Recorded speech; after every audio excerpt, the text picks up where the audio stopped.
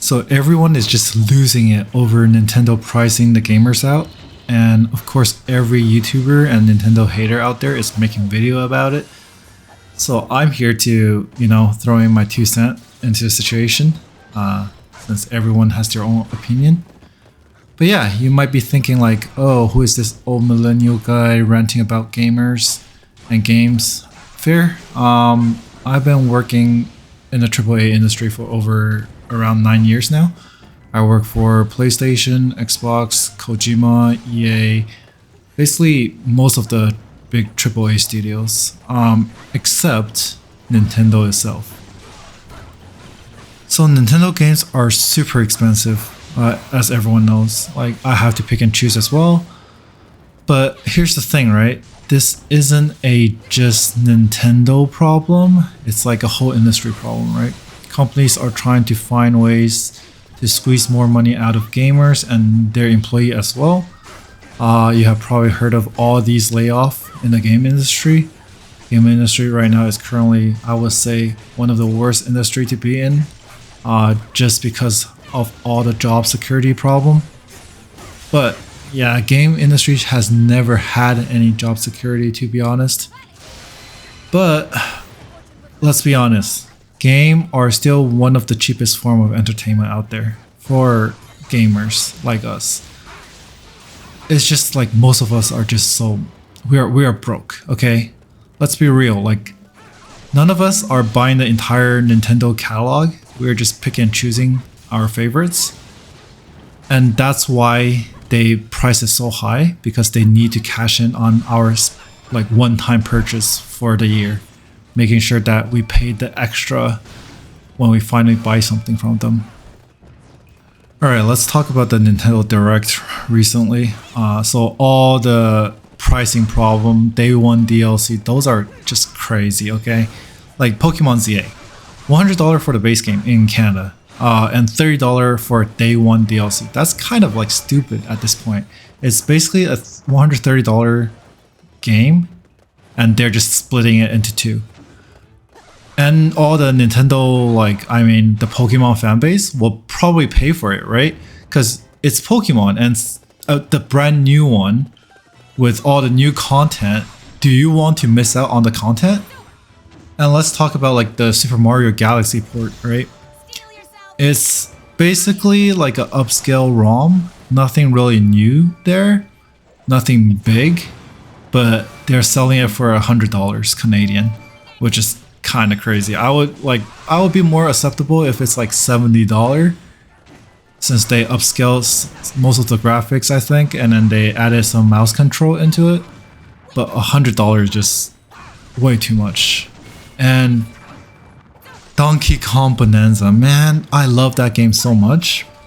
But DLC coming right after the release is not really an extra content to my eyes. It's just game cut into two pieces. Also, collecting, to be honest, the base game of Donkey Kong doesn't have much of an end game anyways.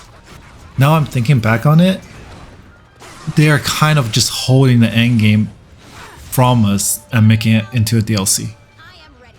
I feel like at this point, right, they just want to sell you a $130 game, okay? But they know that if they do that, the player base will go crazy over it, right? The backlash is just too big for them to handle. So they split the game into $100, which is already crazy, and $30 DLC on day one. So basically what they're saying is that, okay, you can get to play the game, the base game, the basic stuff, at like $100, okay? But you get to see other people like streamers and stuff playing the full experience, the cream of the crop, right? The main content behind that $30 gate. So basically at the end, if you want to have the full experience, you have to pay the $130. But they get to say, oh, we didn't really change our price point, it's still $100, DLC is optional or whatnot. But it's not really optional, right? Like, you're gating the main content with money. So yeah. Look, I'm not defending Nintendo. Their approach is very Apple-like. They treat themselves as a premium company with premium pricing, with premium controls. You have to play every single of their game on their console, and you have to pay the price for it. And yes, okay, their game is polished. Most of them are bug-free and runs pretty well. Outside of, the recent ones like Donkey Kong is still dropping frames on a brand new console, which is kind of crazy. But when you play it, everyone know like, okay, it's a Nintendo game, it's like a stamp of approval type of thing. But the pricing, it just sucks so bad. And their main audience is like younger gamer, people that are on budget. Okay, editing XYJ here. Actually, the age demographic for Nintendo Switch game is actually much older than I expected. It's around 20 to, I would say, 35. But yeah, the point still stands. They get hit the hardest. Nintendo used to be cheap, family-friendly option compared to the PlayStation and Xbox, because those two are considered as like hardcore gamer. Nowadays, they are the premium company out of the three. They quote-unquote produce higher quality game, debatable. Higher prices, that's for sure now. And you can only play on their hardware. No workaround, no multi-platform. You either buy in fully or miss out. So what's the solution here? I would say buy physical. One thing that Nintendo game is good at is retaining their value. Their game never goes on sale almost. I can easily sell my 3-year-old Switch game for only like $20 cheaper than my purchase price.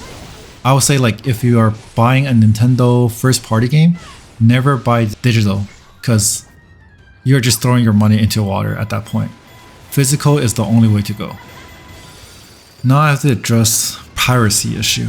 Okay, so don't fool yourself of thinking like, oh, I'm pirating the game, I'm fixing the industry because, if buying is not owning, pirating isn't stealing.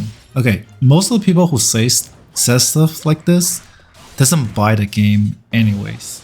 Okay, now they're just giving themselves like a moral excuse to do so. If you're not supporting the dev, I'm totally fine with that, right? Do it quietly, okay? Do not act like it's like some righteous thing because it's not. It's just stealing. I have to give them credit where credit is due. Nintendo as a company is rather good for developers. The industry is brutal out here, okay? Layoff is everywhere. Developer, basically everyone has a mental strain on worrying if they're gonna lose their job the next day. Nintendo, during the COVID time, with the previous CEO, handled things kind of differently to all other studios. Their CEO actually took a pay cut to keep their employee afloat. This is like unheard of in the West. As a developer, like I very much admire that. Like a loyal team means that people can focus on creativity instead of survival, and it shows in their game. I almost have never heard of Nintendo closing down studios just because their game didn't do well, and because of that, Nintendo game always does well. Okay, looking at the bigger picture, $130 for a game is insane, okay? Especially in the reality that we're living in. But if the price kept up with the inflation, it will make more sense. The problem is that games are so expensive to make these days, especially AAA games. Company takes up so much debt just to create one of these games. And if it doesn't sell well, like Concord, all this money just goes to nothing, right? And you might say, oh, then, we only want to play indie game. Yes, there are specific cases like Hollow Knight, where 3 people with a bunch of unnamed contractor created a very successful indie game. It is true, but 99% of the time, I would say 99.999% of the time, indie game fails and you don't get any money out of it, right? So what happened to the people who wants to work in the game to hone their craft and they love the game industry, but they still need a source of income to keep themselves alive, correct? So in that case, they can only work for those AAA company. So pricing their game at $130 does price out a lot of their player base. I'm not gonna deny that. But one thing is, back in my days, right, when I was younger, I have to beg my parents to buy me a game, right? And then after my parents like finally settle down and buy me like a GBA game or whatever, I would then proceed to play that game for months. Like month and month. But I think players these days, they have access to so many free games, so many games in general, that they think that having like a game a month is reasonable. And every time you finish playing a game, you just put it down and you buy a new one.